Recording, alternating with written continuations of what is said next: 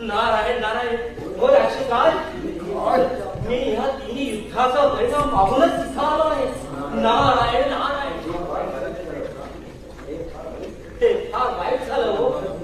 नारायण नारायण नारायण, माझा राग मला आता माझ्याने आवडता येत नाही. काय करू रे? आता हे भूमंडला तो द्रोण चिरून टाकू. ही आकाश उगवणारा चंद्र सोड, त्याला खिसकावून घेऊन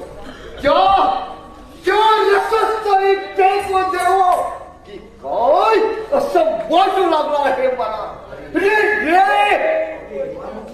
कपटी देवानो, हे काय केलं तुम्ही? काय केलं?